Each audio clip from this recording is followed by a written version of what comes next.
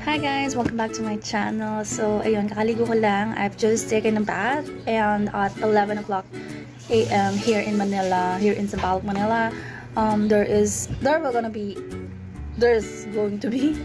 going to be a water interruption. Oh my god, my English is expiring already, so it's hard to speak in English.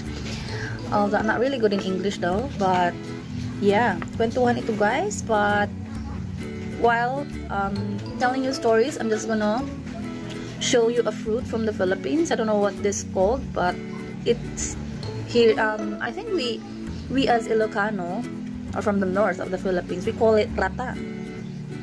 Yeah, ratan. This is ratan, and I'm gonna search it later on if what's the Tagalog of this or what's the English of this.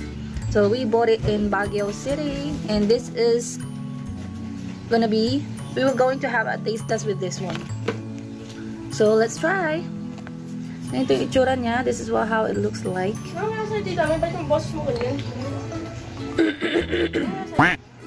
Wala, ubo.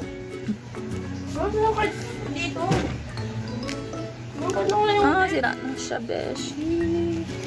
Diba sila na? Wala na. So try natin itong isa. Kasi dry na siya guys. Ayan o.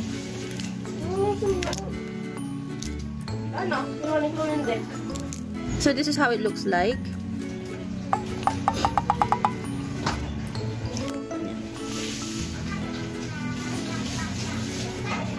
Try natin guys.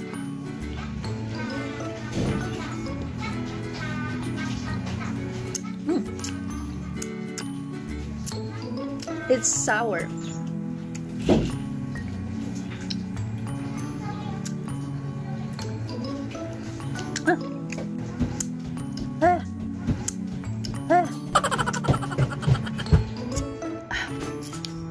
So sour. So yun. Ito guys, hindi na siya fresh kasi. Pero yung una-una nito sobrang asin. So yun guys, pag nakita ko lang kung paano kumain nun. Hi.